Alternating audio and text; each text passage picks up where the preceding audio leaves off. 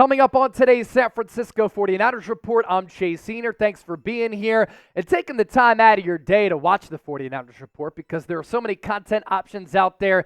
And now that the new year is underway, I know a lot of you are busy. So we're glad that you're hanging out with us. We're going to discuss the latest happenings around this football team with the faithful and take your questions as well as your super chats. Jeannie White is first up. Hashtag faithful ladies. I love it.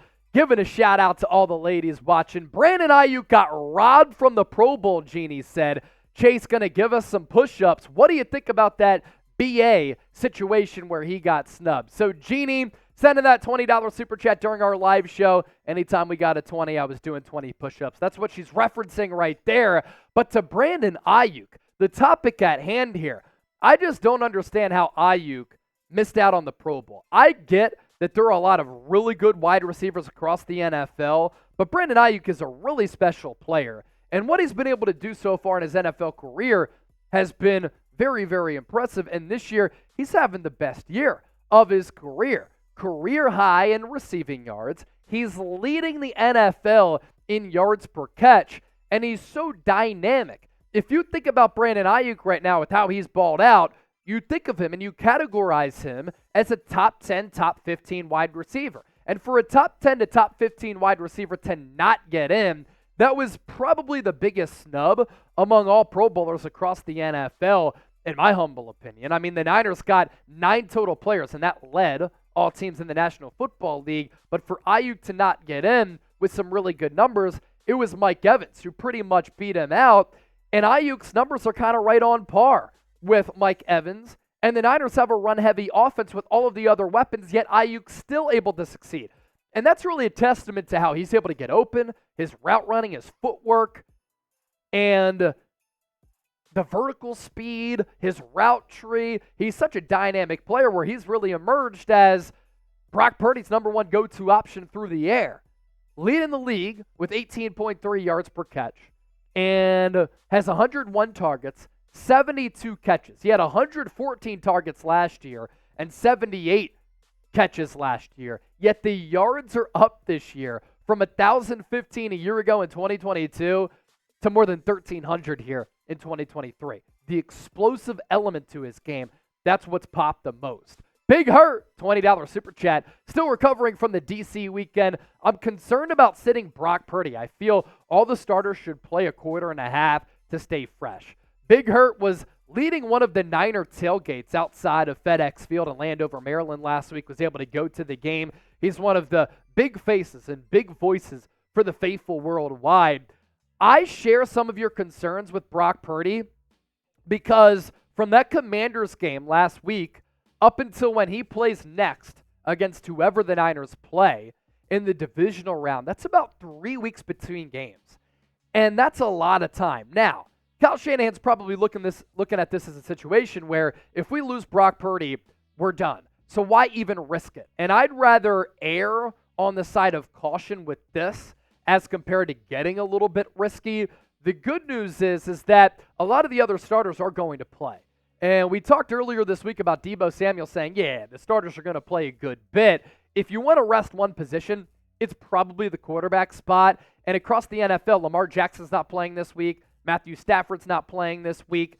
Brock Purdy's not playing this week. So a lot of coaches are playing it a little bit safe.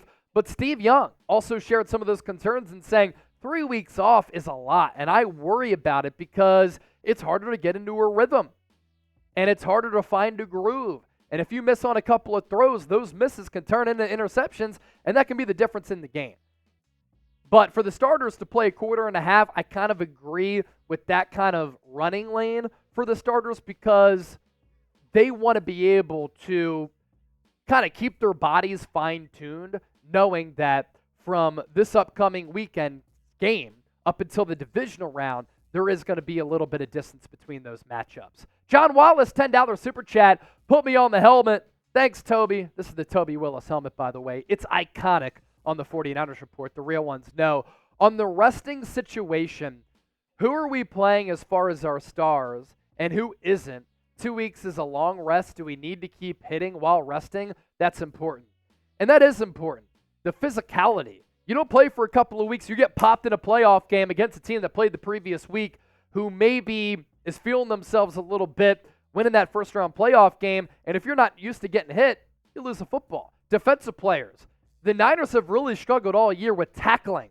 Do they struggle with tackling once again because they might be feeling a little bit rejuvenated and a little bit fresh, but are not in the groove of playing the game of football? So again, I'm sharing some of those concerns as well. We're not sure exactly which starters specifically are going to play in this game. I imagine that Kyle Shanahan's going to make that decision at some point this weekend. Brandon Brooks, $5 super chat, and he is a first-time super chatter. Who would you bet on in the game coming up with both teams resting? Who would you bet on in the game coming up with both teams resting? So that super chat was so good that you included that question twice, and I read it twice for you. Thank you so much for sending that in. I would stay away from this game. This is what I call a stay away spot.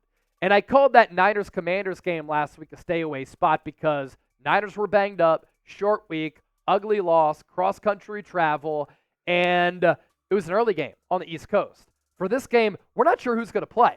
So what I've done with my prize picks, which we can segue to, I'm making my picks this week for some players who I know have something to play for and players who I know are going to play. For instance, Daily Fantasy Made, easy by the way, largest independently run daily fantasy sports app in North America, $100 deposit match at prizepicks.com/CLNS. And what I mean by my previous point, the Bills and Dolphins are playing for the AFC East title. Josh Allen more than 200 yards passing, to me, that's a shoo-in. CeeDee Lamb and the Cowboys are playing for the NFC East title on the road against the Commanders. They get it if they win. So I like him against a bad secondary, more than 92.5 receiving yards, and then Justin Fields, very elusive athletic player at quarterback who when the pocket breaks down, he can run, or on design runs, he runs a lot. Sometimes he gets 11 to 15 carries per game, so 53.5 rushing yards for him. I like more there. So all these players something to play for because with the Bears, they're playing for a playoff spot still, as they are technically alive. PrizePicks.com/CLNS, code CLNS for that $100 deposit match. More super chats coming in. Edward Willis, $10 super chat. Let's fill the helmet up. Do you think the Niners will go after Dalvin Cook? So Edward, he actually signed with the Baltimore Ravens on Thursday. So he's no longer an option. We did talk about him on the show and why it could have made sense, but he's going to Baltimore where they're obviously a run-centric offense around Lamar Jackson, and they can plug and play a lot of different running backs who were all able to be successful, and I think he's cooked. Yards over expected. He's been bad the last 2 years and trending in the wrong direction, and this year a career low in yards per carry. I would not have signed him if he was available for the Niners. Nick Dolfer, $20 super chat. Chalk me up for the 20 push-ups for tomorrow. 49ers for life. Aiyuk is a true Niner, and he belongs here. I agree. Aiyuk having a really special season. And what I love is seeing a player develop. And we've seen Brandon Aiyuk develop in a really special way, where he was a first-round pick, and he's lived up to expectations, and he's just become synonymous with this Niners team. I also love his toughness. I love the dog mentality. I love how he's trying to eat your lunch. And I love how he's trying to take your soul on some of those run blocks to drive you into the ground. Not all wide receivers are like that. A lot are divas, and Brandon Aiyuk, anything but a diva. Also, another player who is ahead of him, I get that Puka Nacua had an earth-shattering, record-breaking rookie year. Brandon Aiyuk is a better wide receiver than Puka Nacua. It ain't close. Predict the score of Niners-Rams. Carson Wentz against Sam Darnold. What do you think the score is going to be? I like 25-20. San Francisco. Lore. Why is Mitch Wishnowsky not a Pro Bowler? He's been one of the best punters this year. Did they name specialists? I think they did. And for Mitch Wishnowsky to not get in, that's a little bit surprising. They did name specialists. He has some of the most punts inside the 20 among all punters in the NFL. He's had a really good year. Had a really dumb penalty against the Ravens, that late hit out of bounds. But Brian Anger, the Cowboys punter. Yeah, and then Brandon Aubrey, I imagine, was the kicker, right? He hasn't missed all year. Brandon Aubrey. So the Cowboys specialist getting in. Daywalker, would you sign Emmanuel Sanders to stretch the field in the playoffs, being that Purdy can throw it deep or at least be a decoy? He's done. he's even said that he's done. So Emmanuel Sanders, I think, officially retired, right? So I wouldn't bring a player like that back. The player to keep an eye out for if you want a vertical field stretcher is Danny Gray, who the Niners activated his practice window last week. Ernesto Ojeda, appreciate it though, Daywalker. If the Niners make it to the Super Bowl, who would be the toughest opponent for the Niners to face out of the AFC? I think it's the Baltimore Ravens, and I was very strong in my opinions about that Niners loss against Baltimore. I was not hitting the panic button. I was not overly concerned about that Niners loss, but that is just a very, very good team that has a great defense. They're number one in the NFL in sacks. The Niners offensive line gave up 22 pressures against Baltimore. They're excellent at the linebacker spot. They're great at DB, and they're great at safety. So at all three levels of that defense, they're so good. And then Lamar Jackson can just change the game very quickly with his ability to make plays with his legs as well as his arm. And this receiving core, I said it going into this year, I think it's the best receiving core that Lamar Jackson has ever had. So it's the most complete team.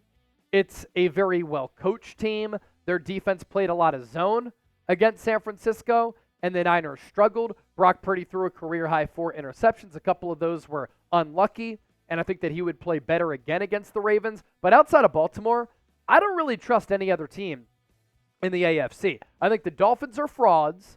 They've beaten one team with the winning record this year, and it's the fellow fraudulent Dallas Cowboys. The Kansas City Chiefs offense is abysmal. The Jacksonville Jaguars have been bad for the last month and a half.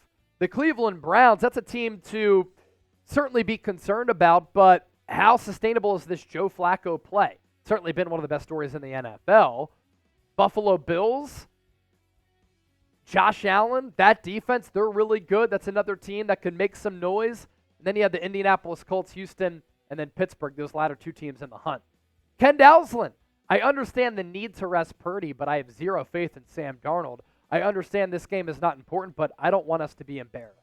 I don't think the Niners are going to be embarrassed, and I think for Sam Darnold, he is going to take this game very seriously because this is an audition for him to maybe be a spot starter or a holdover starter next year, or to be a quality backup, and you can make a lot of good money in this league as a backup because he's going to make a start to prove that under head coach Kyle Shanahan, can he show some more consistent play, and can he show the ability that he's always had and be a little bit more consistent with that?